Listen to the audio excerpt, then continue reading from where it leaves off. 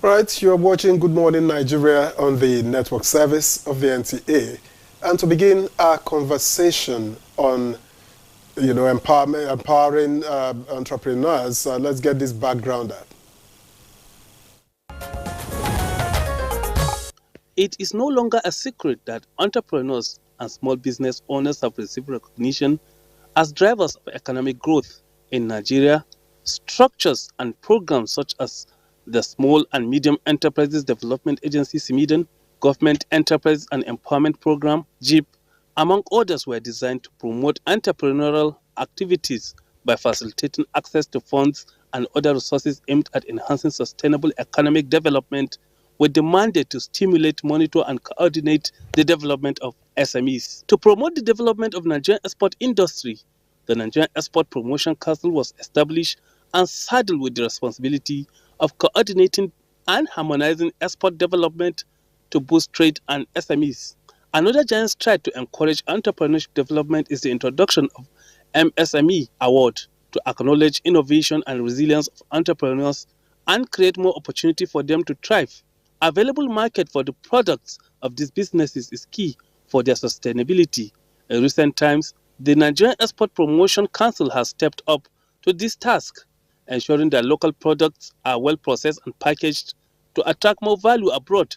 The council has also opened up exhibition centers in other countries to expose much of the locally produced goods to the outside world. Today, Nigeria is reported to boast of about 39,600,000 SMEs and is one of Africa's most prominent startup ecosystem according to the 2023 Global Startup Ecosystem Index, with notable emphasis on fintech. According to the Bureau of Labor Statistics, SMEs contribute 48% to Nigeria's GDP, accounting for 96% of businesses and 84% of employment. However, studies show that 50% of SMEs fail in their first year of operation, while 40% fail due to no market demand for their products or services. What is the future of entrepreneurship in Nigeria? Measures being taken to ensure a conducive environment for SMEs to thrive, and how to address current challenges will be some of the questions our guest on Good Morning Nigeria will find answers to. All right, we thank you, Gunda, for that background report. Guests are ready here. We have right here with us in the studio, Onisi Lawani, Director, DG's Office and Monitoring and Evaluation, Small and Medium Enterprises Development Agency of Nigeria, that's SMEDEN. We'd like to thank you very much, Onisi, for joining us. Thank you. Also here with us is Collins Wosu, and Collins is a trade ambassador to the International Trade Facilitation Association. He's also guiding over 3,000 small businesses to restructure and position the businesses, of course, as competitive global brands. And we're glad to have him with us. Collins, good to have you with us. Thank you for having me. All right, thank you, Claire. And we have also been joined on the program via Zoom by Kofu Rola Awera, founder and CEO, Dhaka Empire Limited, a winner of the National MSME of the Year Award. We'd like to welcome you to the Good Morning Nigeria.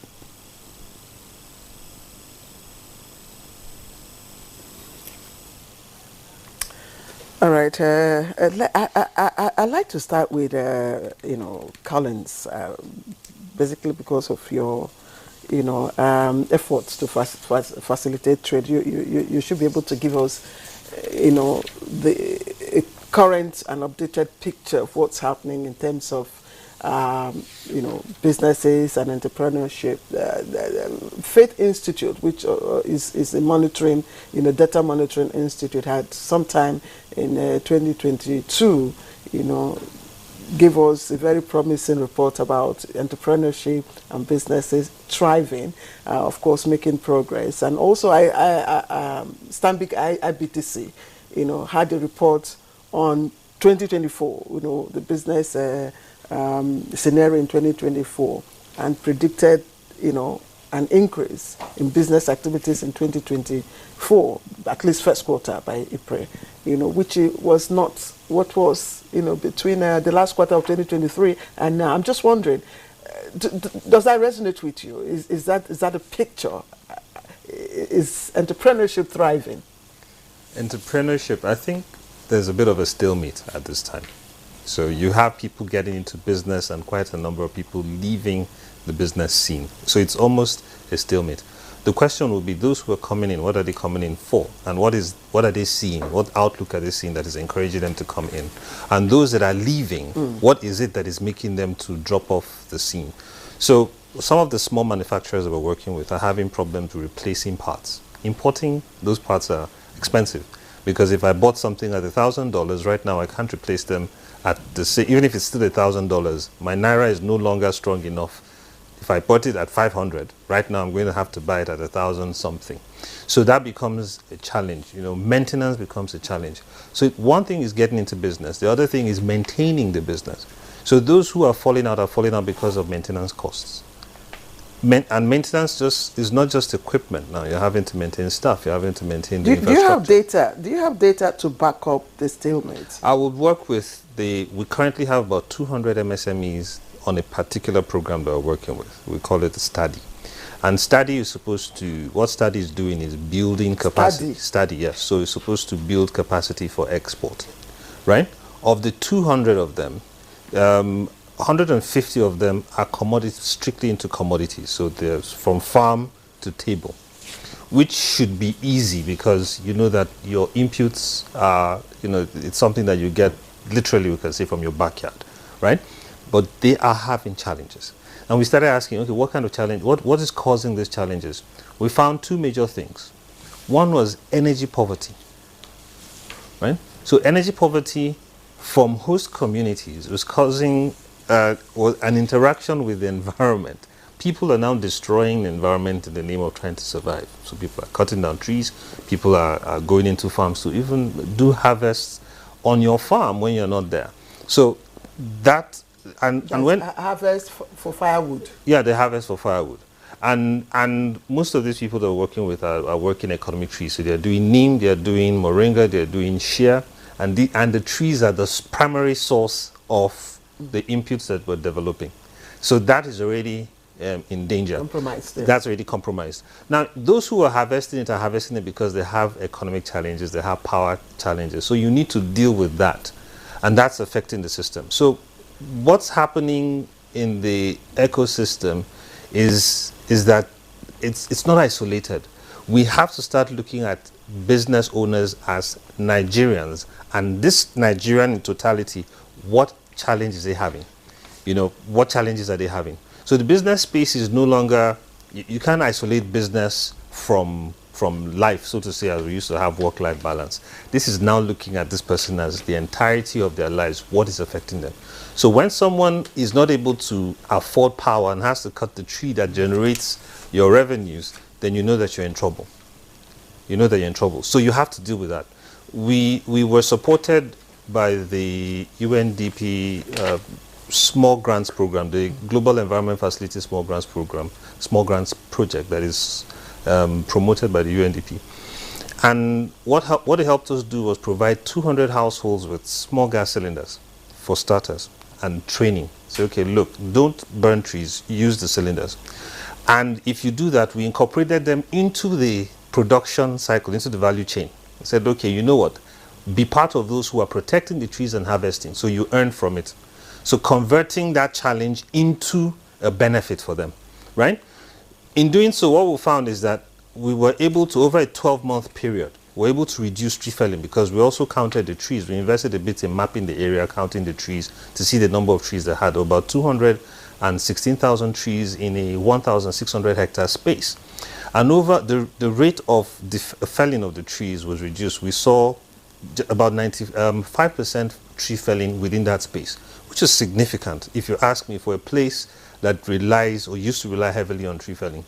So what that means is that the harvest for the economic trees is going to be sustained. It's not going to be reduced, and then we can now keep the people in business. So If today I come into a business space and I can get my primary source of my primary materials, tomorrow I can't get it, becomes an issue. You need to deal with it. And that's from dealing with a whole person and no longer separating business from work. That's one of the major things. I think we just put you on hold. You've just given us your opening perception about the nature of current business environment in Nigeria. According to you, you said there's a stalemate at the moment. I don't know, Victor, you want to take the conversation to yeah, Kofu? let me take it to Kofu Rola before we come back to the studio. So, Kofu Rola, let me congratulate you, even though I'm not quite certain of what year, but you are winner of the National MSME of the Year award, so I congratulate you. But what's your assessment of the business climate, particularly for entrepreneurs at the moment? I didn't get your question well. I'm asking, what's your assessment of the business climate at the moment in Nigeria, particularly for entrepreneurs? Okay, so for entrepreneurs, I would say that we actually have quite a large range to actually do our business, but there's a major constraint, which is finances, which is capital. So let me give myself for example. So prior to this to the award I just won, so apparently I won the MSME of the year 2024. So that was 27th of June 2024, just a few days ago. So like I said, finances, a lot of people, they actually they have businesses, they are passionate about what they do, but there's this financial constraint. Some people say, yeah, there's for instance, we have some institutes that give grants and all of that, but there's still constraints. Some people still don't know about all of this. They still don't know that there are some places you can go to and you can get grants, you can get loans. Quite a number of people are scared about, getting loans. So for me, that's my take. There is,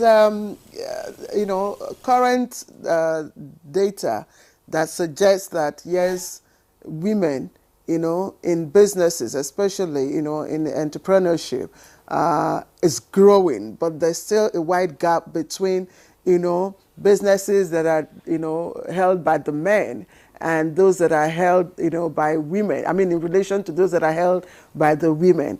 But here you are. You won the MSME award for the year. So it means you had to overcome, so many challenges. Can you give us a picture of what you did? I mean, how you were able to weather the storm? How did you do it? How did you break that jinx? Okay, so I've been in business since 2019, especially I'm talking about Dakar Empire Limited. We're going to be 5 years by August. And so for the MSME clinic, I've been on it for 4 years. This is my fourth attempt, meaning I was strategic about what I wanted. I knew where I wanted to be, and I knew my game, and I knew my target. For instance, my first attempt was in 2020. I didn't have NAFDAC. I already had my business name. So what I did was, I didn't enter in 2020. So in 2021, what I did was, I was more strategic. I started my NAFDAC. I started my SON. Then I got nominated. 2022, I had everything semi-done, but I was not nominated. But this year, I was strategic. I was determined. I had a book that I outlined what I wanted from it. So I knew what I could, I already pictured the whole event. So I knew what I wanted. They asked for NAFDAC, I made sure I add it. SON, I made sure I add it. ITF, I made sure I add it. MEDAN, NAPC, all the certifications needed. I made sure that I was at my A game. I was not lagging behind in that aspect. And for my video, I made sure that everything that I needed to say, I needed to put into it, like my production, my locally source material.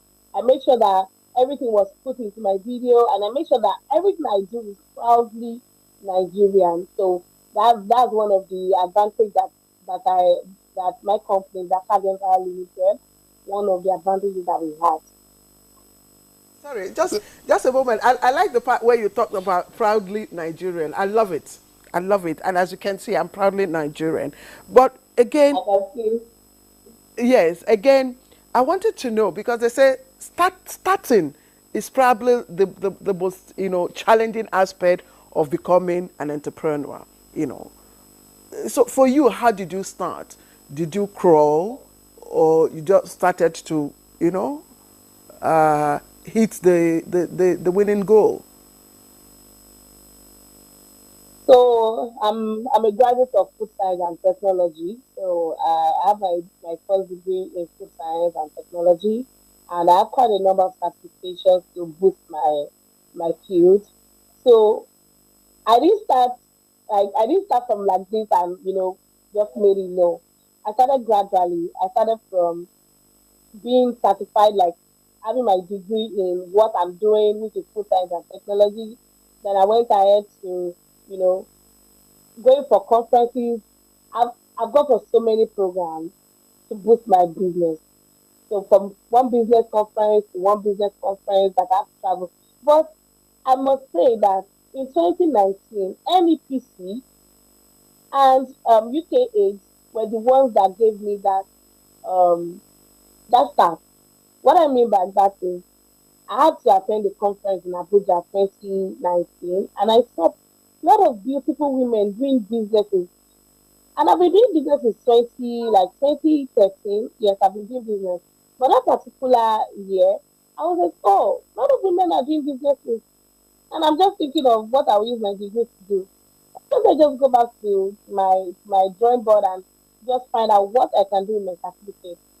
Then I saw a woman doing fashion. I asked her, did you study food science? She said no. So how do you know about food processing?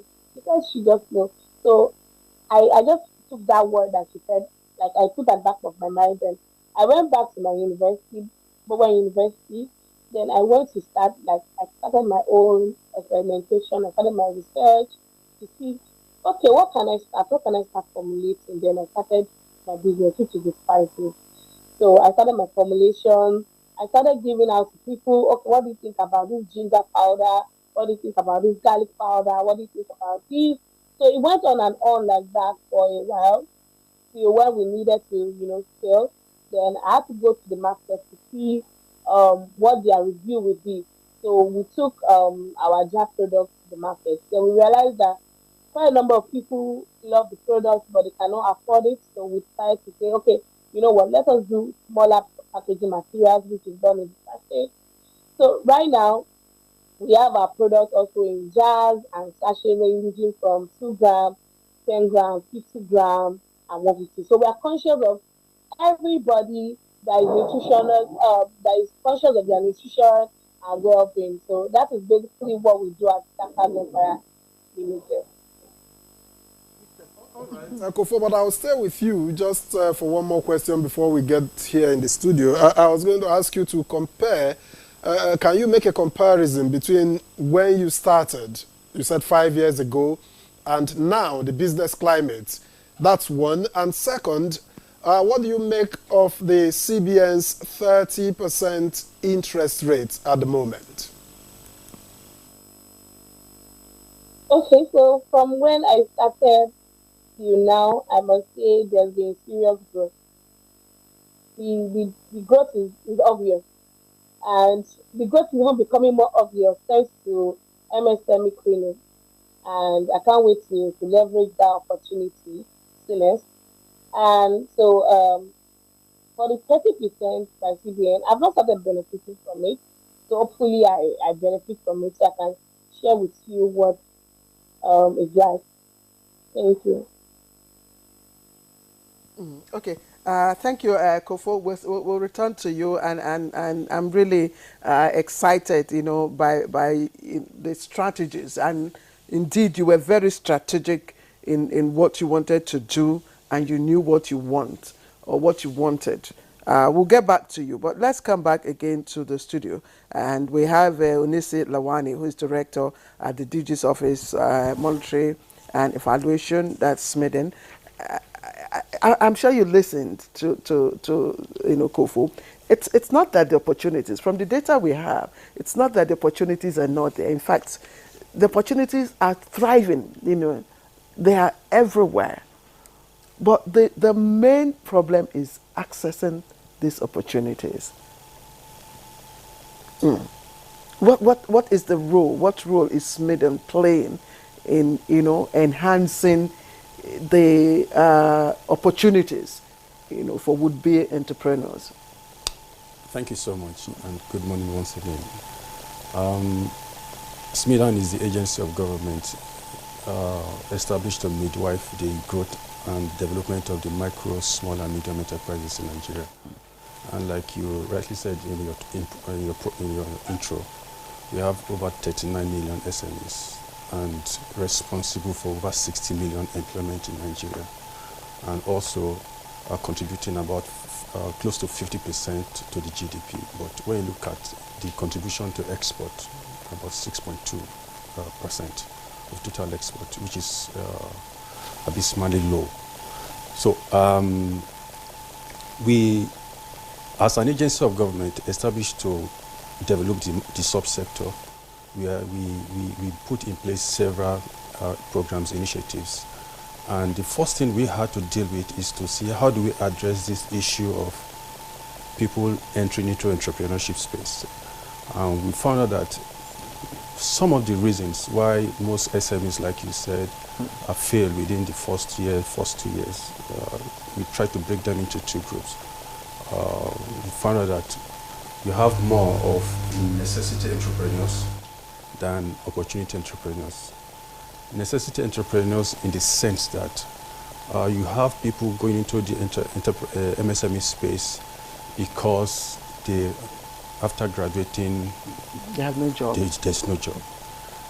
After marriage, it's something, it's just out of necessity, not that I saw an opportunity that I was going to do, unlike Kofo, who saw an opportunity and she keyed into it. So now, how do we address that? We have issues of building capacity or causing a sort of mind shift, mindset orientation, talking to people using various social media channels and engaging in communities to talk about entrepreneurship. Like you said, there are huge opportunities in Nigeria, whether human capital or natural resources, they are everywhere. But we've been able, Nigerians have not been able to really tap into that opportunity because of the overall challenge within this space, macro issues, macroeconomic policy issues, even individual issues. So we are trying to, we have several programs that we put in place addressing those that are already in business and those that are about to go into business by talking to them, telling them about various opportunities that abound in the country and how to connect. Most especially when you have people once you ask them, what is your challenge? Most of them will tell you access to finance. Some few years back, we know that in trying to address that access to finance, that funding gap, the federal government initiated the UWIN program. But even in that UWIN program, we found out because we are deep in it, we found out that even after accessing funds, finance, you saw people that were not, they misapplied the funds, and some of them failed, while some of them actually excelled. So we have different programs that maybe I will talk about later, that we're trying to see how we can bridge that gap to connecting MSMEs or potential MSMEs or existing MSMEs to opportunities that can actually make them start or grow their enterprise. Are there, Kofo is one success story. And I hear there's another success story. Very soon would introduce him into our conversation. But are there very captivating entrepreneurial success stories today? Yes, thank you so much. We, as an agency, we have several of them, and what we trying to do is to see how we can broadcast such successes, because such successes will actually encourage others to see, okay, if people can do it, and if some of these people I'm going to mention can do it, then we can all do it. One, we have to look for a way of changing the orientation. I think there's this apathy towards entrepreneurship, and we are beginning to understand, to see what are the reasons. You see people you see graduates now coming out, they don't want to take up jobs, they don't want to go into entrepreneurship. What are those challenges? So, in our own case, way back in 2010, let me drive us back a bit. We actually worked with the American government to identify 20 young Nigerians, very young Nigerians below 30, that we had to engage. We took them across to the US. They spent a month and they came back. As at now, we have some of them, out of those 20, we have almost like 7 of them that are doing extremely well. In what specific areas? Yeah. One is into cybersecurity. He's in Lagos. He should be about the biggest cybersecurity expert. His target is to be the most certified cybersecurity expert globally, and he's hitting that record. We also have Shola, one-stop celebration shop, who is into the fashion garment. Her outfit is in Lagos, and she's doing also very, very well. We have some of them that have worked in government, and they are doing 1 or 2 things in agribusiness, and so many of them. We have people, even one of the winners in this recently concluded award, MSME award, was also one of those people that benefited from agency support. Now, you've talked about linking MSMEs to opportunities if you find those that can benefit them. I'm just wondering, have you been able in your experience to identify sectors where MSMEs are likely to thrive better and sectors where they're prone to failure, so that you begin to make that difference? And if you have done that, why do you think that certain sectors, MSMEs don't thrive in certain sectors, or why do they thrive more in certain sectors than the others? Okay, we have a GROW initiative in our agency. GROW just simply means guidance, resources. That is, you are helping SMEs with guidance, right guidance. Could be in form of capacity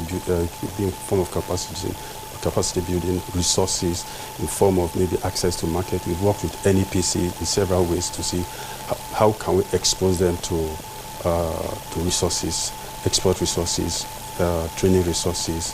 We also opportunity. Opportunity means you are exposing them to sources of finance, sources of market, and then workspace support. How do we ensure that we build the capacity of people that are working with them, or causing a link to hire people that can actually help them or share their vision? Because if you have an enterprise and you have people that don't understand your vision or share your vision, it will be very difficult for you to work together. So there are sectors. In the GROW initiative, we are looking at agri sector. Agri sector is a sector that is huge. Over 80% of MSMEs actually play around the agribusiness space. Then we are also looking at tourism. Tourism is huge in Nigeria, but several issues are impinging on that. We can talk about security challenge. It's not allowing people to come into that. Then garment is also very, very huge. The diasporans alone if we can tap into the huge agua market or even the AFCTA opportunities. Agua. Is it still there? No, this was something that existed, but we could not we cannot tap fully into it. But we have AFCTA that is on now. Nigeria is a market, or is a market in Africa that every other sub-Saharan African countries are looking up to. So we need to take that lead and see how we can push our products across our boundaries, not just within. With over 200 million people, the population we are already a market. If you can supply, if you can feed this market, even without going to the West African corridor, I think it's big. So we have a garment, we have tourism, we have even education, we have light manufacturing, even though we understand that there are some circumstances that's not really encouraging or not suitable to make that sector thrive, to make some of all these sectors thrive. But on our own part, we are also working assiduously to see how we can address some of all those challenges. We have some initiatives, for instance, due as an outcome of the study conducted by the African Development Bank, we have about 23 IDCs. They did a study on all these IDCs and identify some sectors, some trade in each of the 23 IDCs.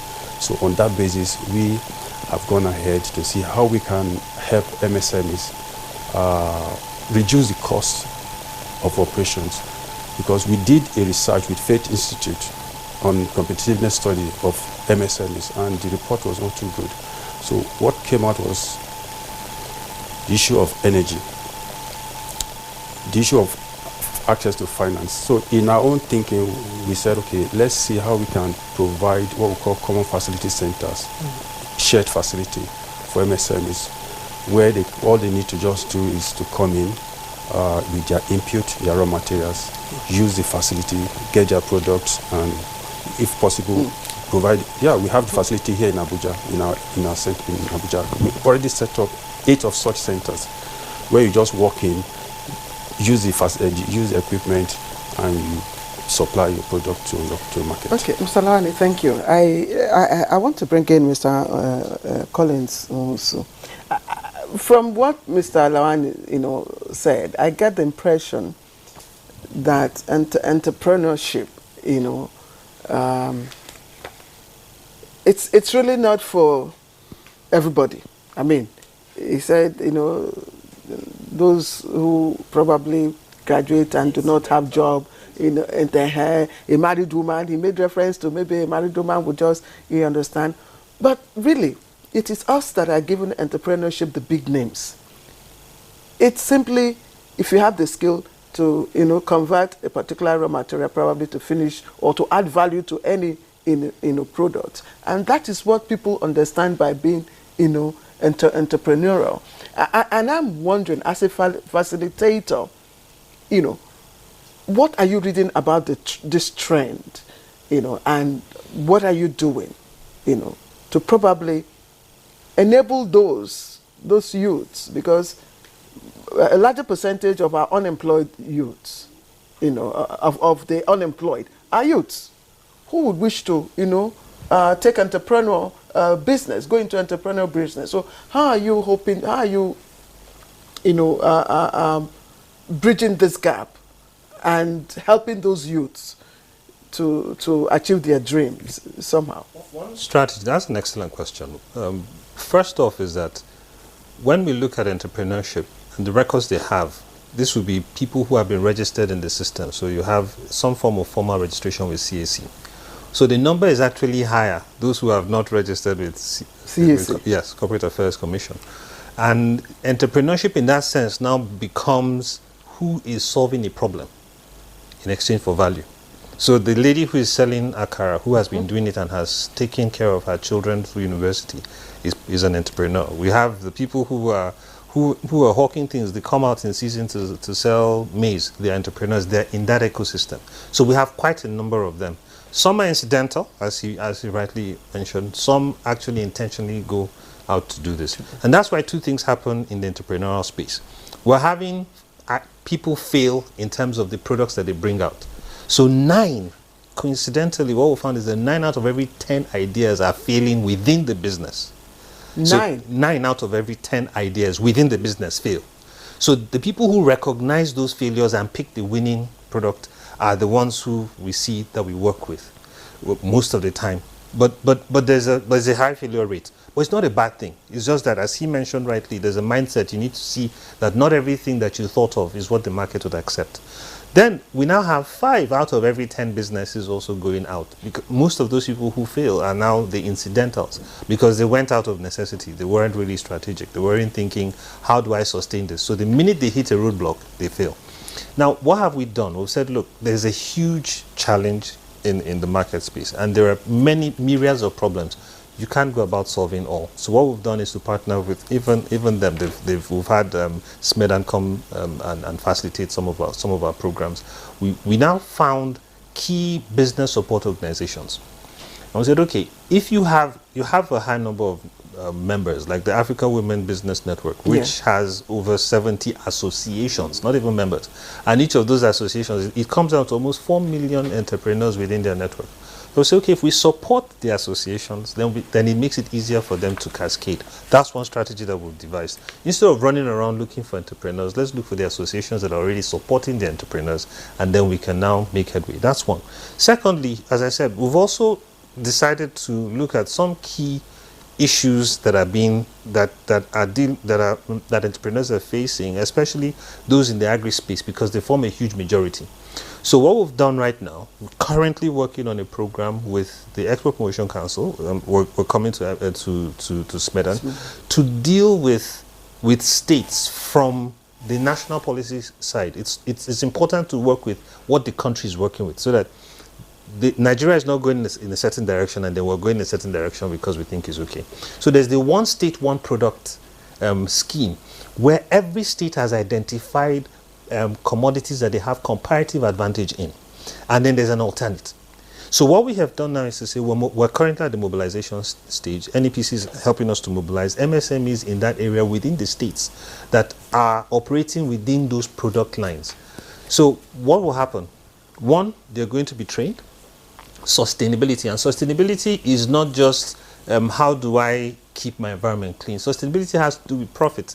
A business that is not profitable, you cannot say is sustainable. You cannot sustain a business that is unless it is profitable. So we're going to take them through a sustainability program. That mind shift is important, because if they don't see it, then they can't achieve it. Secondly, the market access activities.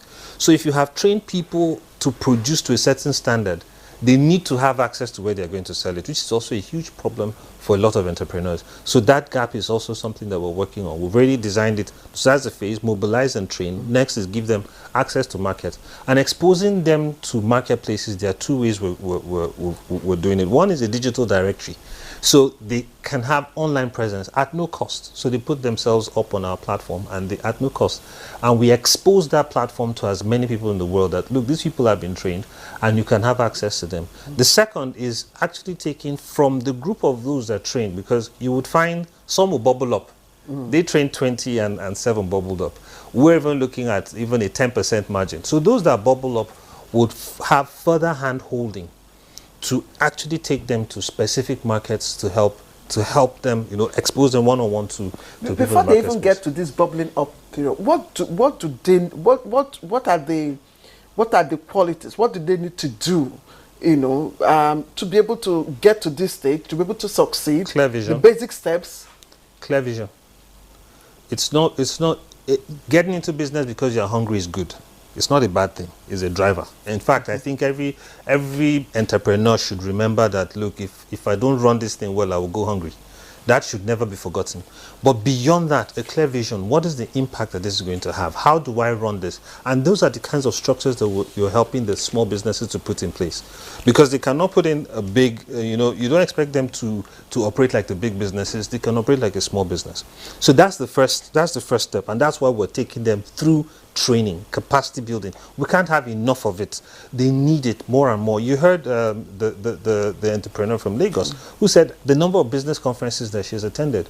Because if you don't sharpen the saw, if you don't stay in the network, if you don't stay sharp, you will lose out on the trends, you will lose out on what's happening. You can even get discouraged. One of the things that encouraged her was she went and saw somebody who has not done food tech, who is actually doing well in a space that she studied at the university.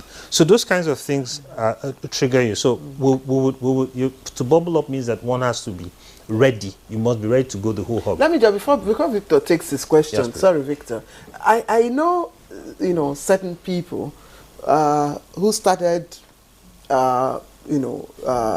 laundry business, block molding business, logistics business, landscaping business, and they all died out. What could have been the challenge? Let me start with landscaping business. Yes. In my house, I have flowers, a garden around my house. I have had 4 different gardeners this year. This year. So when they come, they work. The next thing, they're not coming. Okay, why? What is the issue? Oh, because of the level of work they've done, somebody else calls them. They're doing that person's work. They abandon my own. Before you know what, so they keep abandoning the clients, and before you know what's happening, maybe they encounter a problem somewhere and want to come back. I'm not taking them because I found a replacement. So one of the things is focus. Growing a business does not mean I need to have 100 customers. I may have 10 customers that I am servicing well, and that becomes the key. So I can say this for free.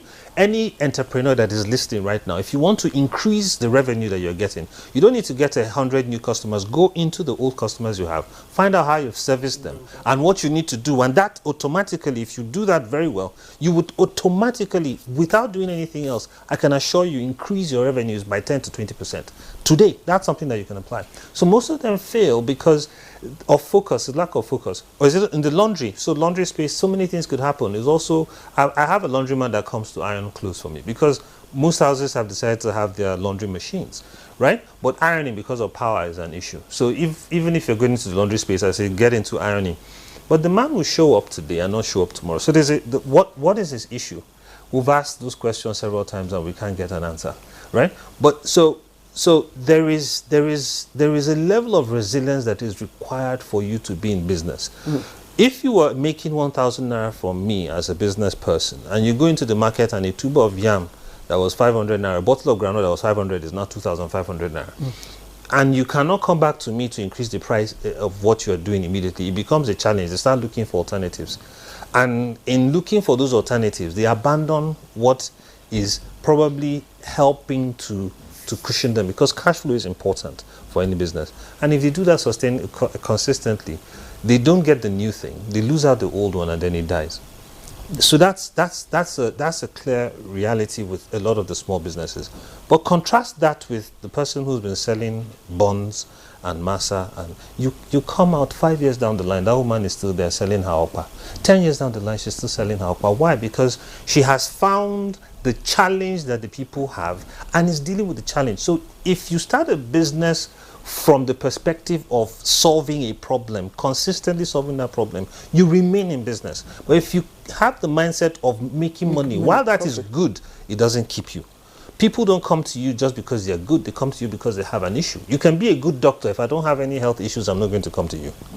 But so long as I have a problem, then I can come to you. Then your being a good doctor makes sense. So that's the kind of mind shift that we try to take our entrepreneurs through.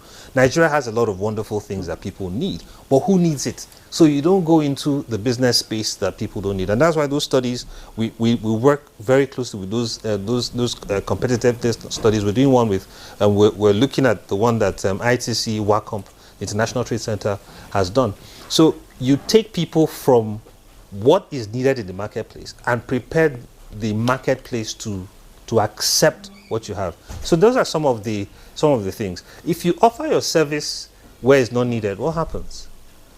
You know, yeah, I'm offering such a great service to people who don't need it. Then I'm going to run out of steam very soon. All right, thank you very much, Mr. Nwosu. Let me get back to Kofoworola. I don't know if you are into exports, Kofo. I hope I can call you that. Okay. I don't know if you can hear me. Koforola. All right. I understand that Olufumiloye Olufemi of LoveBat Innovation, an FIRS award winner, has just joined us on the program. It's a pleasure to welcome you.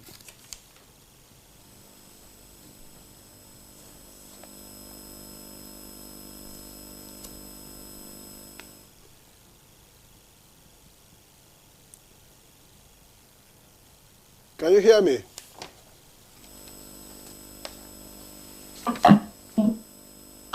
All right.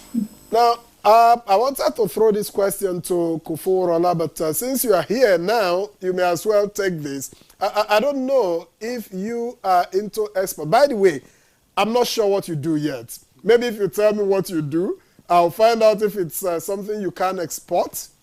And if you are into it, you know, how lucrative is it? How encouraged are you? If you are not, I'm just hoping that you could help me get to the roots of why export is still at about 6%, as Mr. Lawani mentioned earlier.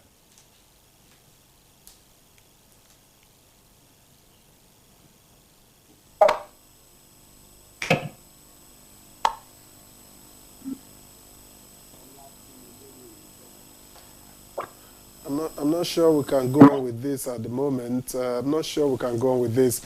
But I can take the same question back to Mr. Lawani. You said export is at 6%, and I'm wondering why? Why 6%? Are there obstacles that make it difficult for people to do exports, for entrepreneurs in Nigeria to do exports? Yeah, thank you so much. Like I said, the contribution of MSMEs to the national export basket is just 6.2%. And there are several reasons. Before you can export, there are certifications, there are standards you must meet. You have regulators in this space. We've worked closely with the NEPC. We have an understanding with the Standard Organization of Nigeria and even NAFDAC, those regulators that play within the MSME space, to see how do we ensure that our MSME's products meet export standards. I'll give you an instance. We try to see how we can support those people that are in the shea butter enterprise some years back. And we had to take a tour to Kwara State. The whole of that Niger-Benue corridor is all share, natural growing share. But now, Nigerian share is about the best globally. But the process of getting it for export purpose is the process is crude. Cumbersome. Crude, and so a lot of drudgery is involved in it. So we went there and we met elderly women, very senior elderly women in that space. And when I saw how they were doing it, I just remembered when I was a small boy growing up, and how my grandma used to give me a share when I have cold and stuff like that. I felt like throwing up because of the process. Now, Ghanaians come to Nigeria and buy share, the processed form, and they take it to Ghana, add value to it, and it's exported and is branded Ghanaian shea butter. Now, understanding the need to help them achieve that standard that can be exported, the UNDP supported them with processing machines, and even powered by solar that some 7-8 years back. But they just abandoned it. What was the problem? They said, like he said, they said that the quality, the product that comes out of that machine, if they use it, is too smooth, unlike what the market needs. So they just abandoned it. And again, they did not have that understanding of how to effectively use the machine. At least you can adjust it and stuff to get the quality that you want. So the point I'm making now is understanding some of all these challenges, NAFDAC, SON, and some other regulators. We said, okay, on our own part, will help address this. So we have a facility where we bring in all those regulators to see how they can approve or certify some of all these products by MSMEs so that they can easily export. We've worked with NEPC, we started a relationship with them where we've been able to look for SMEs that are export ready. And we've taken them to Gambia, to some other West African countries. And after that, they've been able to identify their market partners in some of all these countries, and on their own, they're exporting to some of all these countries. So we have regulation issues with MSMEs to export their product. For instance, during the AGOA, Nigerian entrepreneur was supposed to export to the US. By the time they took the product out of this country, they had to, they just pull out a sample randomly and just pull out a sample. Every shirt has the number of treadings on it, and by the time they check it, if it does not meet, they return the whole container back to Nigeria. So we have to work closely with SON, NAFDAC, to ensure that most of all these challenges that MSMEs face in exporting, and the cost of operations too, cost of funds too, is also very exorbitant. That makes them not competitive. You see them exporting products that other countries can, I want to find, you make recommendations to government and government agencies, recommendations that border on policy, just to help, encourage and enhance the chances of MSMEs to do exports, for instance. Yes, for your information, we have the National Council on MSMEs. That's the highest body, policy-making body in Nigeria, chaired by Mr. Vice President, where issues that concern MSMEs, all the regulators, all the players, NAFDAC, all the Ministry of Finance, MIDAN, NEPC, everybody is there. So these issues are discussed at that level. But there is this issue in Nigeria that everybody works as in silos. In silos. So we are trying to see how we can play that role of a coordinator of what everybody is doing, so that we can improve the export opportunities for our MSMEs in Nigeria. Let me, just before we go over again to Tola, who is joining us all the way from US. That's the United States. Tola, we'll be with you in just a moment. I just like you because I know that Smiden, deals with helping to develop the small and medium scale enterprises. And I've been on this program for a reasonable length of time. And each time we talk about businesses and entrepreneurship, the issue of shea butter is always mentioned, and the quality, and we cannot export. And you just mentioned it, and I'm wondering, is it a rolling issue? Can I say something? Yes. I'm proud to say that right now we have worked on that problem, because what we do is pilot schemes. So when we do publicize, we keep publicizing what we've succeeded in. We have now Nigeria's first organic certified shea that can be taken to the US and the UK. That was done by PRI Global Ventures. We supported them and helped them to meet that standard. So what we found in that exercise is that it's important to understand what the markets are looking for. There are two kinds of standards. There's the statutory standards, which NAFDAC, SON, and all of those, the EU, everybody wants. And then there's the voluntary standard, which the person who is buying from you wants.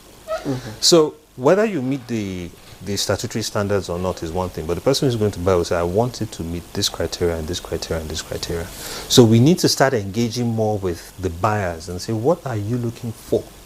And that's what we've been doing, and that's information that we're passing across with NEPC. That's why this particular program that we're building up, the support to nature-focused MSMEs, is going to address part of this from the findings. So you can call up if you want to export huge volumes of organic certified shea that can go to the EU, and yes, it's done. But how do you discover these SMEs? Do you wait? Do you look out for the established ones, or do you go out in search of this? Because out there you have a whole number of people, especially women, coming up with there's kilishi, there's a kuli kuli, you know, and they're coming up in wonderful packs. But gentlemen, we'll just you know, keep this on hold. Take a short break. When we come back, I know Victor is itching to ask his questions. Please, let's take a break.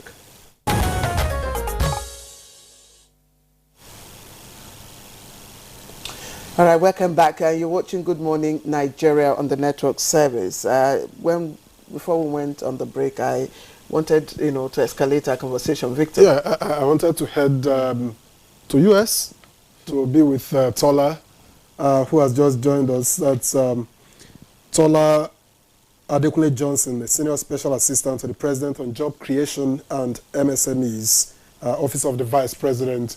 Tola, welcome to Good Morning Nigeria. Good morning, and thank you for having me.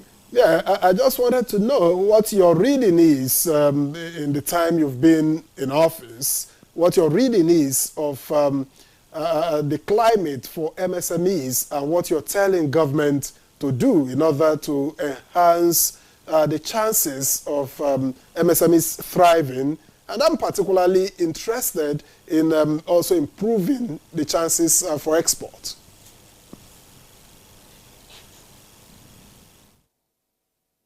Thank you very much, and I want to thank those in the studio. First, let me congratulate once again 2 of our winners. I see 2 of our winners out there. POWERHOUSE won the MSME of the year. Congratulations to her. And Femi, who won a newly introduced category, tax compliant award of the year. Congratulations once again. Now to your direct questions. I'd say good morning to the gentleman in the studio. I see Smedan there, and I say gentleman now. He had said something I will come back to much later. To your direct question, I'm one of the few privileged ones that have been around for quite some time. I obviously haven't advised the last government and President Buhari, and now President Tinubu and the Vice President. My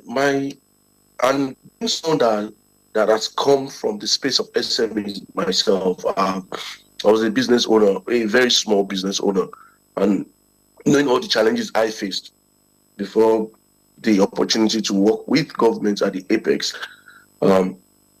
My advice, my advocacy, my guide, my advice, my advocacy has never changed. It's always been to create an environment that will ensure that businesses and business owners can thrive seamlessly, you know, as opposed to giving out tokens, you know, or maybe sometimes once in a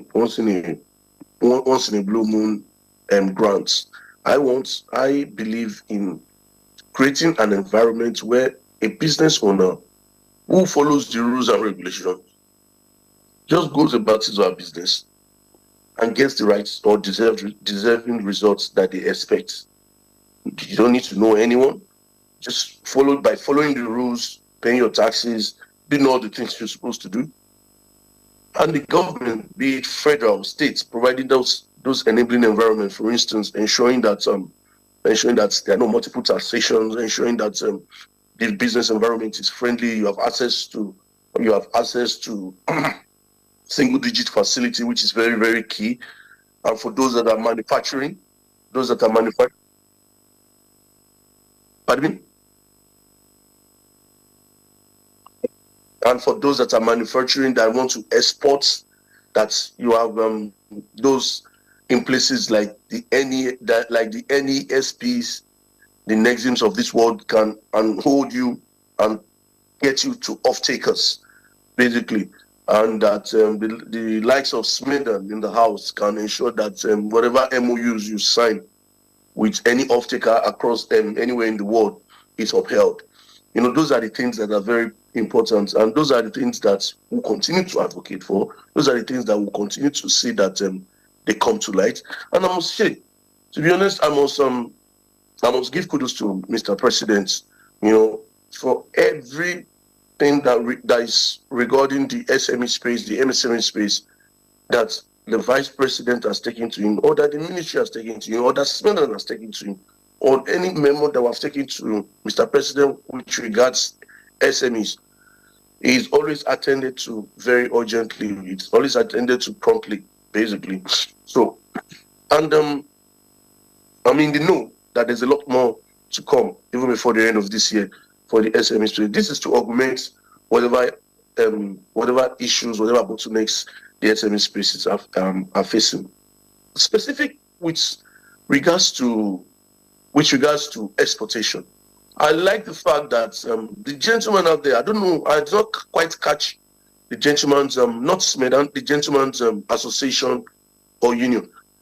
It is, wherever that gentleman is representing, we would like to extend an invitation to them to come and join the National MSME Clinics, because the National MSME Clinics, would like to extend an invitation to come and be our partner, because he said some of the things that, he said some things that are very pertinent. For instance, the issue of standards.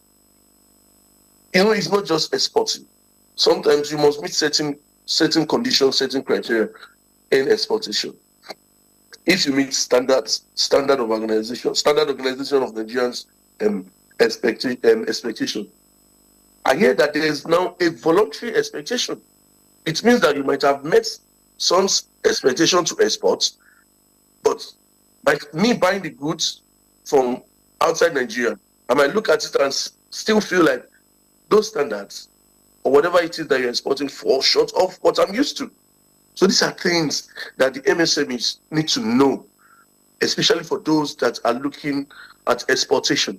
It is very important that they know this, and I'm aware that during the last government, some funds was given to support the export space, and I mean, they know that something similar will be done with President Bola Ahmed Tinubu's administration, because there's strong, there's this strong belief in the fact that we need to support Nigerian manufacturers, Nigerian SMEs that have the capacity to export. Tola Adekunle Johnson, thank you. And the gentleman you're talking about is Collins Nwosu, and he's of International Trade Facilitation Association, ITFA, guiding over 3,000 small businesses to restructure and position them as global brands. But quickly also, time is fast, running away. What do, intending or potential entrepreneurs also need to know about government supports for them? And, in terms of financing, in terms of, innovation, technology adoption and all that. And policies as well. Thank you very much. This question is very important, because our SMEs also need to know that they are set, just as you have expectations of government, there are basic expectations of an SME as well. You run a business for close to 3, 4, 5 years, and that business is not registered, yet you need government support. That is more likely not going to happen if you are not captured by SMEDAN or CAC. It's more likely not going to happen that the government will support you if you do not have your right documentation with SON, for instance, standards, for instance, or even the SMEDAN. More than likely, the government will not capture it. The government will not be seen, in most cases, to be supporting an unregistered business. So first things first, you must register your business. Then second of all, you must, agencies or regulations that you think are very important to your business, you must understand what their mandates are. Not a lot of SMEs know that a DFI like Bank of Industry actually can give a facility of 9%. And for instance, our own office of the Vice President, we got a partnership going with Access Bank, where we are not able to do 30% for interest, where we are not able to do single digits. We have a 50 billion naira facility with Access Bank, which is their own fund, but they are giving out that fund at 15% to SMEs. And if you want to collect up to 3 million, the collateral is so relaxed that You can easily just do your documentation, and within a few days or a week, you go in and access this fund. 3 million, as much as 3 million naira. But however, if you want to collect above that, then you need some form of collateral, basically. But this thing is at 15%. Our target is to get to single digit all across, but this is their own fund. So basically speaking, we would take that for now.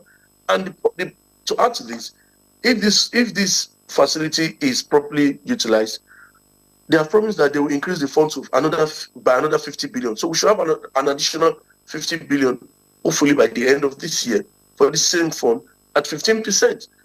Then on what Koforola said, she had said something about this was our fourth application for the MSME award. This was our fourth trial. You know, as a business owner, you must just keep playing your own parts and just keep hoping for the best. You just do your own thing. You see, you must be focused on your own business. Somebody in the studio had said something about being focused on the business. You must be focused on your own business.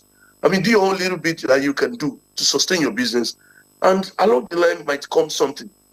I mean, we just introduced a house to be won for this year, and someone who has tried for the past 3-4 years, won the house, won the car, and got some cash prizes.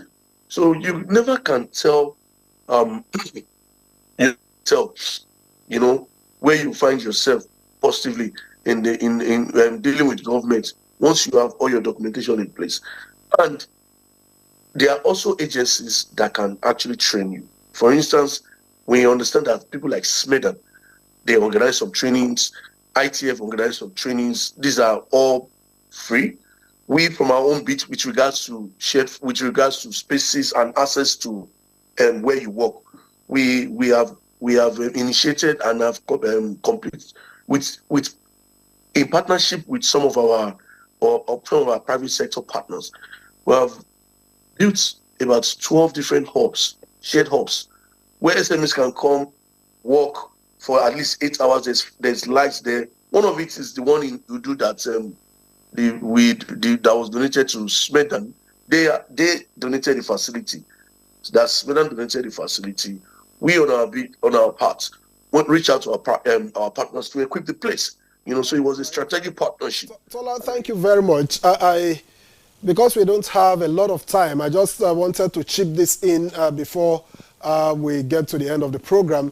I'm just wondering, for starters, if 15% is not a bit of a handful for most entrepreneurs at this moment. And second, the biggest support in my, that I hear people talk about for businesses is power supply, which is the best that government can do for entrepreneurs. I'm not sure. Perhaps you can confirm to me if this is top on the agenda. Let me start from the power that you mentioned. I know that the Minister of Power has assured on several occasions that they are working on trying to improve the power sector in the country, all across board. That I know of. But what we've done in our own little space is that these facilities, these shared facilities, these co-space facilities that we're talking about, we ensure that they are guaranteed 8 hours of light. It is usually with solar, and when solar dies or goes off, there's generator. So, but I mean, we ensure that they are there for 8 hours a day, and there's absolute light for anyone that we have commissioned. Now, going to the issue of 15%. Now, you must understand that this is not our fund. It is not a federal government's fund. It is based on our strategic partnership and relationship with Access Bank that we told them that, listen, how are you going to support the government? How are you going to support the MSME space? So we went to them and I said to them that, listen, you have to do something as a bank. And this is their own fund. The current going rates for interest, the current going interest rates in the space is between 28% and 30%, 28 and 30%.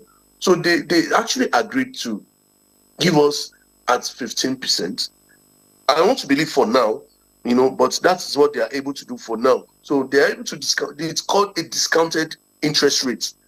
Discounted interest rate, basically. So they've made their funds available. They've made part of their funds available to our office, to the president's office, and the MSME Job Creation Office, and said, okay, we'll apportion this 50 billion for now. Let's see how it performs. If it performs very well, we increase to 100 billion. This is for now. We keep speaking to them. There's still room for them to go down, but it is not federal government's funds. All right, Tola Adekunle Johnson, thank you. I wanted to ask you briefly, in less than 60 seconds, what are the expected outcome of the SME awards, and then what do you intend to do with those outcomes? How do you, in terms of sustenance, how are you going to drive the outcome? Thank you. This was the 6th MSME Awards. We are in touch with some of the past winners. There's also an idea we're toying with for next year's award to see what the past winners are up to. I mean, if you won an award 4 or 5 years ago, what are you up to now? What's your business like? And to see what sort of support they will still need from us as a government. So we're working on a number of things. But for this year, for those that won this year, basically speaking, we are going to be taking them on media sensitization. There are a few international exhibitions that they'll be going for as well, that we'll be taking them for, basically. But we intend to ensure that this changes their businesses for life. Okay, thank you very much, Tola. Let me now get to Olufumiloye. I understand that the connection to him is now clear, and we could take a few moments with you. Congratulations on your tax compliance award. I just wanted to find out what this means for businesses, for MSMEs, because some will say that tax compliance does not add to business. That's the argument that some will put up. But for you, who wears the shoe, who knows where it pinches and where you enjoy it, what does this mean for an MSME? Thank you very much for having me. My name is Olafumiloye Olufemi. Just, you said Olufumiloye. Can you hear me, please? Go ahead. Okay, so what does this mean? It means a lot. It means that there's a charge for you to do more. You know, they say that when you encourage your kid, he does more. And that's basically what this means. Please allow me to thank the MSME Secretariat. We've been in business for a while, over 10 years. And, you know, when you do something positive and you keep at it, ups and downs, but you keep at it, and then you get encouraged, you know, it's very, very gratifying. And that's what MSME Award has done. And let me also state that,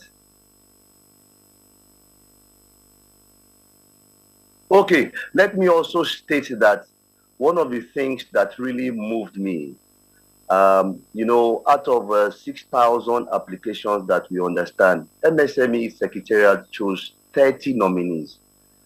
These 30 nominees, when we gathered in a room, I saw sheer patriotism. You know, these are people who have a drive, who have urge. You know, for a developed Nigeria, you can't have it wrong when you have such caliber of people in a room. And I really want to thank the Secretariat again for this encouragement. For us, you know, like I said, we've been in business for a while. You know, it just pays to do the right thing, you know. Just do the good thing, stay the course. Like he said, this is the first participation of FRS in this category. And we're very glad, you know, that, you know, we're the first winner of this tax compliance category. By the way, Lambert Innovations was nominated in 2 categories, you know, the only company that was nominated in 2 categories for manufacturing and tax compliance.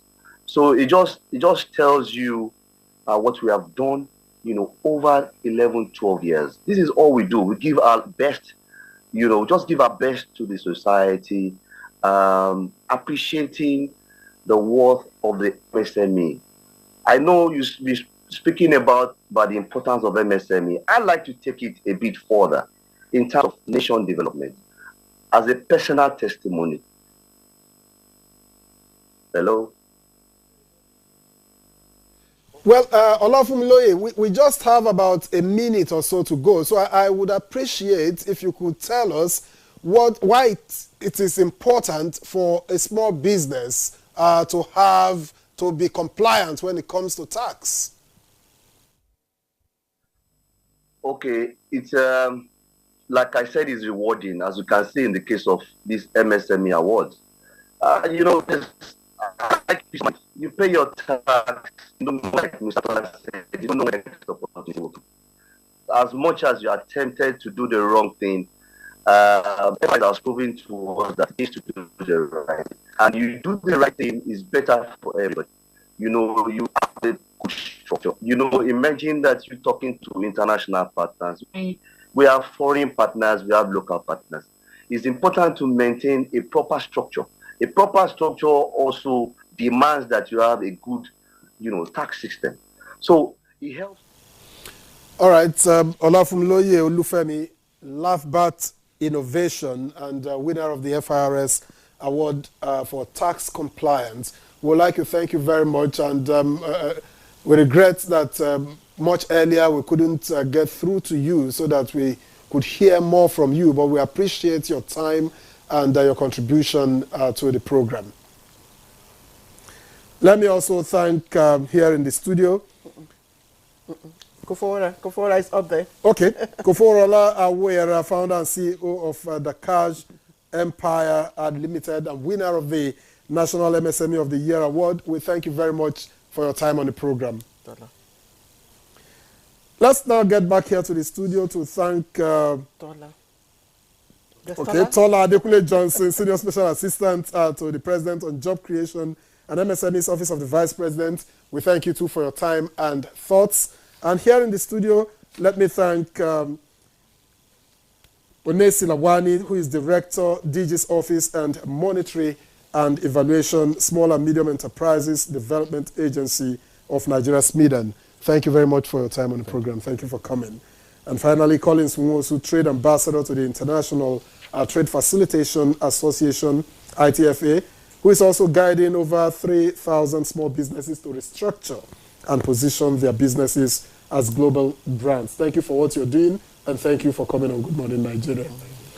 I think we will have to look at this issue again, maybe a part 2 sometime, because there are quite a number of issues to talk about, really. Claire Adelabu Abdurrazak, I thank you for joining us. To join us same time again tomorrow. Bye-bye. All right, and I am Victor as well. See you again tomorrow.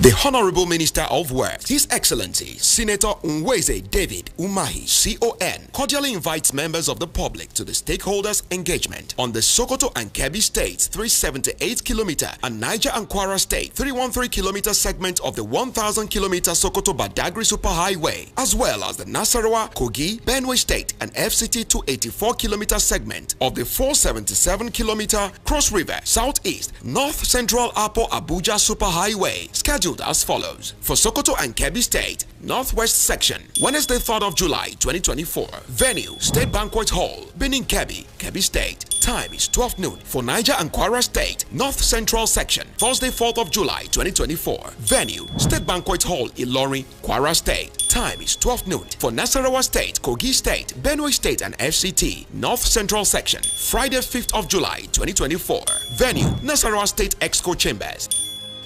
Invited guests include governors of concerned state, Senate and Federal House of Representative Committees on Works, Honorable Minister of Line Ministries, Emirs, Royal Fathers, Professionals and Technocrats, Nigerian Communication Commission and major telecommunication service providers, Nigerian Institute of Estate Surveyors and Valuers, Nigerian Society of Engineers, and other relevant stakeholders and media. We count on your cooperation in the renewed hope agenda of enhancing national connectivity and transportation flexibility for economic development. Please accept the esteemed regards of the Honorable Minister of Works, Announcer Yakubu Adam Kofamata, Permanent Secretary, Federal Ministry of Works.